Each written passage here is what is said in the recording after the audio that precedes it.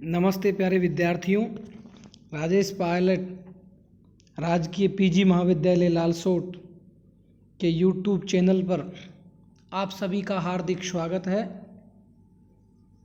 BA part second विषय संस्कृत अभिज्ञान शाकुंतलम के द्वितीय अंक का हम अध्ययन कर रहे थे। पूर्व कक्षा में हमने राजा दुष्यंत और सेनापति के मध्य जो वार्तालाप हो रहा है उसके बारे में हमने पढ़ा था। सेनापति मृगया के गुणों की प्रशंसा करता हुआ राजा दुष्यंत से कहता है कि जो शिकार करते हैं उसे शिकारी का जो शरीर है वो मोटा नहीं रह जाता, उसकी चर्बी छट जाती है, उसका पेट हल्का हो जाता है, सरलता से उठने बैठने दौड़ने योग्य चुस्त और उत्साहपूर्ण हो जाता है और मृगया से वन्य पशुओं का क्रोध की जो अवस्था होती है और भयभीत होने का भी पता चलता है। तो मृगया के सेनापति ने बहुत से गुण बताए हैं। आज की कक्षा में हम उसके आगे देखते हैं। राजा दुष्यंत भद्र सेनापति, हे सेनापति, आश्रम सन्निकृष्टे स्थिताश्मः, हम आश्रम के निकट ही ठहरे हुए हैं। अतस्ते वचो नाभिनंदामि, अतः तुम्हारे कथन से मैं सहमत नहीं हूँ, तुम्हारे वचन से मैं सहमत नहीं हूँ। अद्य तावत, अतः आज तो। श्लोक है गाहन्तां महिषा निपान सलिलं श्रृंगैर्मुहुस्ताडितं छायाबद्धकदम्बकं मृगकुलं रोमन्थमभ्यस्यतु विश्रब्धं क्रियतां वराहपतिभिः मुस्ताक्षति पल्वले विश्रामं लभतामिदं च शिथिलात् जाबन्दमश्मद्धनु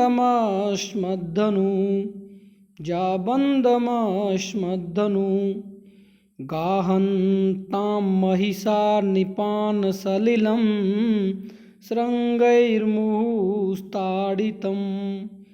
छायाबद्धकदम्बकं मृगकुलं रोमन्थमभ्यस्यतु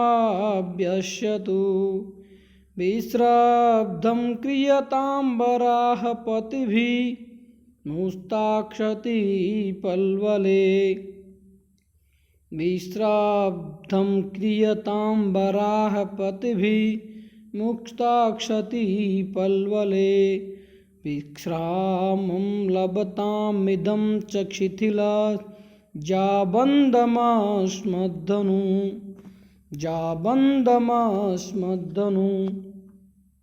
राजा कहता है, अन्वय हैं, महिषा श्रृंगै मुहु ताड़ितं निपान सलिलं गाहन्तां छायाबन्ध कदम्बकं मृगकुलं रोमन्थम अभ्यस्यतु वराहपतिभिः विश्रब्धं पल्वले मुस्ताक्षति क्रियतां क्षितिलज्जा बंधनम इदम अस्मद्धनु च विश्रामम लभताम। राजा दुष्यंत कह रहा है विदूषक से कि महिषा जो भैंसें हैं, श्रृंगई अपने सींगों से, भैंसें अपने सींगों से, कौन सी भैंसें? जंगली भैंसें। जंगली भैंसें अपने सींगों से मुँह बार बार ताड़ितम बिलोडित किए गए, बिलोए हुए, निपान सलिलम सरोवर के जल को गाहनताम अवगाहन करे, स्नान करें। भैंसें अपने सींगों से बार बार विलोडित किए गए सरोवर के जल में स्वच्छता पूर्वक स्नान करें, अच्छी तरह नहाएं। छायाबद्ध कदम्बकम, और छाया में झुंड बनाने वाला जो मृगकुलम हिरणों का जो समूह है वो रोमंथम जुगाली का अभ्यस्यतु अभ्यास करें। अर्थात छाया में झुंड बनाकर रहने वाले जो हिरण है वो निश्चिंत होकर, निडर होकर जुगाली का अभ्यास करें, जुगाली करते रहें। वराहपति भी विश्रब्दम पलवले मुक्ता क्षति क्रियताम, और वराहपति भी और जो बड़े बड़े जंगली सुअर हैं विश्रब्दम, वो निश्चिंत होकर विश्राम पूर्वक पलवले पोखरों में, मुस्ताक्षति ही जो सागर मोथा है, सागर मोथा नागर मोथा, क्रियताम उनको उखाड़ें और अपना भोजन करें। शिथिलज्जा बंधनम इदम, और जो शिथिल होने वाला, शिथिल प्रत्यंचा बंधन वाला, इदम यह अश्मत धनु हमारा जो धनुष है, विश्रामम लभताम वो विश्राम को प्राप्त करें। राजा दुष्यंत वो कह रहा है कि मैं अब शिकार खेलने नहीं जाऊंगा, मृगया के लिए नहीं जाऊंगा। इसीलिए वो कह रहा है कि जैसे हिरण है वो स्वेच्छापूर्वक कहीं छाया में बैठकर आराम से जुगाली करें, वृक्ष की छाया में बैठकर और गोल घेरे में बैठकर आराम से जुगाली करें। जो जंगली सुअर हैं वो नागर मोथा को उखाड़ कर खाएं, और जो भैंसे हैं वो अच्छी तरह जल में स्नान करें। और आज सभी जो जंगली पशु हैं वो अपने अपने कार्य में निर्भय होकर लग जाएं, और शिथिल प्रत्यंचा वाला जो मेरा ये धनुष है वो भी आज विश्राम करे। ऐसा राजा दुष्यंत कह रहा है। सेनापति ही कहता है यत् प्रभविष्णे रोचते, कि जो महाराज को रुचिकर लगे, अर्थात आपकी जो इच्छा वो आप करें। राजा तेन ही निवर्तय पूर्वगतान वन ग्राहीण, तो वन घेरने के लिए जो आगे गए हुए हैं वन घेरने वाले उनको लौटा लो। यथा न में सैनिका तपोवनम उपरुंदंती तथा निषेधव्या, सैनिकों को इस प्रकार से निवारण कर दो ताकि वे तपोवन में विघ्न उत्पन्न नहीं करें। पश्य देखो, श्लोक है पश्य देखो, क्षम सम प्रधानेषु तपोधनेषु गूढ़ं हि दाहात्मकमस्ति तेज, स्पर्शानुकूला इव सूर्यकान्तास्तदन्य तेजो विभवाद् भमन्ति। समय प्रधानेषु तपोधनेषु गूढ़ं हि दाहात्मकमस्ति तेज, स्पर्शानुकूला इव सूर्यकान्तास्तदन्य तेजो विभवाद् भमन्ति। अन्वय है सम प्रधानेषु तपोधनेषु दाहात्मकं गूढ़ं तेजः अस्ति हि स्पर्शानुकूलः सूर्यकान्तः इव अन्य तेजो विभवाद् तत्त्वमन्ति। श्लोक का अर्थ है सम प्रधानेषु, शांति प्रदान, तपोधनेषु, तपस्वियों में।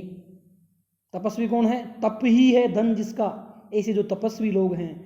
तो शांति प्रदान तपस्वियों में दाहात्मकम जलाने वाला, गूढ़म गुप्त रूप से छिपा हुआ, तेजः तेज अस्ति यानी है, अर्थात शांति प्रदान तपस्वियों में जला देने वाला गुप्त रूप से छिपा हुआ है जो तेज है वो रहता है। ही क्योंकि निश्चय ही स्पर्शानुकूलः, स्पर्श के योग्य, जिसे स्पर्श किया जा सके, सूर्यकांतः सूर्यकांत मणि, इव उसके समान, अन्य तेजो विभवात् तत्त्वमन्ति, अन्य तेजो दूसरे किसी अन्य के या किसी दूसरे के तेजो तेज से अभिभवाद तिरस्कृत होने पर तत् उस गुप्त तेज को वमंती प्रकट कर देते हैं।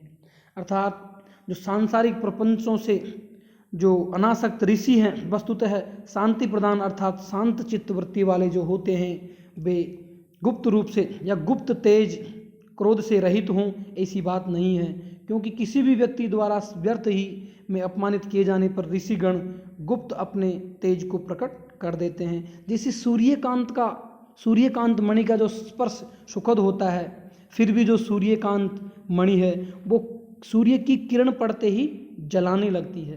तपस्वी भी ऐसे ही होते हैं, अपने तिरस्कार का बदला लेने के लिए तेज को धारण करते हैं।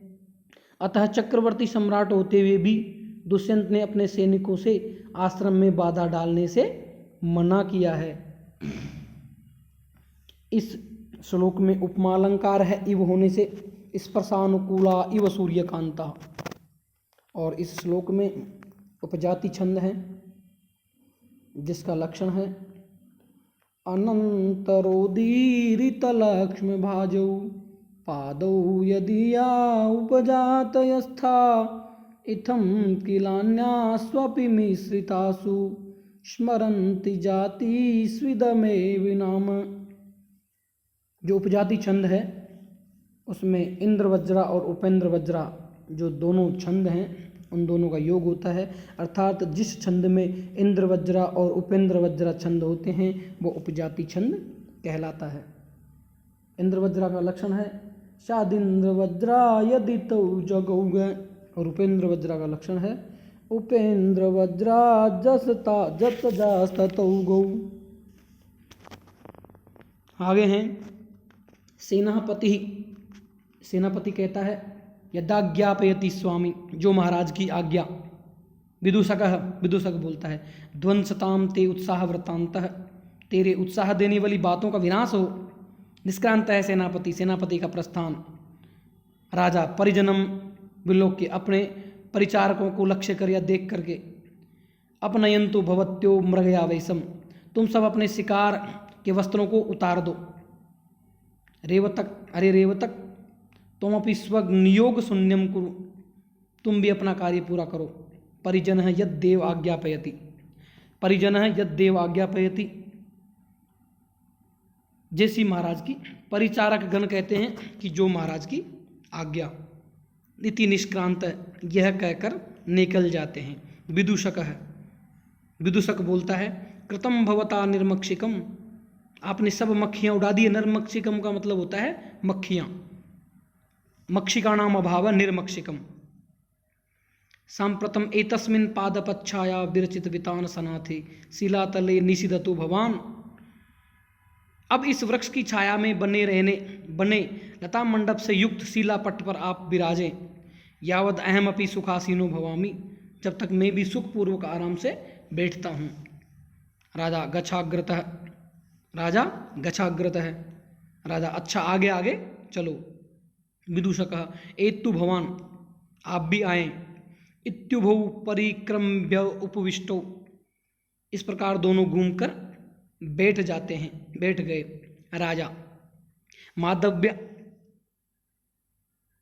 अनवाप्त चक्षु फलोसी, तुमने नेत्रों का फल प्राप्त नहीं किया है। ये न तो या दर्शनीयम न दृष्टम, क्योंकि तुमने देखने योग्य वस्तु को नहीं देखा है। राजा शकुंतला के बारे में उसको थोड़ा सा बताना चाहता है। विदूषक है ननु भवान अग्रतो में वर्तते, मैंने क्या चीज़ नहीं देखी, आप मेरे समक्ष विद्यमान ही हैं। राजा सर्वम कांतम आत्मीयम पश्यति, सभी व्यक्ति आत्मीय जन को सुंदर मानते हैं। सर्व खलु कांतम आत्मीयम पश्यति, सभी आत्मीय जन को सुंदर मानते हैं। तामाश्रम ललाम भूताम शकुंतलाम अधिकृत्य ब्रवीमि, मैं तो कण्व के आश्रम में, अहम तो तामेव आश्रम ललाम भूताम शकुंतलाम अधिकृत्य ब्रवीमि, मैं तो कण्व के आश्रम की शोभा, एकमात्र शोभा जो शकुंतला है, उसको आधारभूत उस शकुंतला को लक्ष्य करके कह रहा हूँ। विदूषक है स्वगतम, अपने मन में। भवतु, अच्छा, अस्यावसरम न दास्य, अपने मन में सोचता है कि मैं इसको शकुंतला के बारे में बात करने का अवसर ही नहीं दूंगा। प्रकट रूप से कहता है भो वयस्य, अरे मित्र, हे मित्र, ते तापस कन्या का व्यर्थनीय दृश्यते, तुम उस तापस कन्या के इच्छुक दिखाई दे रहे हो। राजा सखे न परिहार्य वस्तुनि पौरवाणाम मनः प्रवर्तते, कि हे मित्र, त्याज्य वस्तु की ओर पूर्ववंशियों का जो चित्त है वो प्रवृत्त नहीं होता है, आकर्षित नहीं होता है। अर्थात त्याग करने वाली जो वस्तुएं हैं, उन वस्तुओं में पूर्ववंश में जन्म लेने वाले जो व्यक्ति हैं, जो लोग हैं, उनका चित्त प्रवृत्त नहीं होता है, उनका जो चित्त है वो आकर्षित नहीं होता है। तो प्यारे विद्यार्थियों, आज बस इतना ही। धन्यवाद।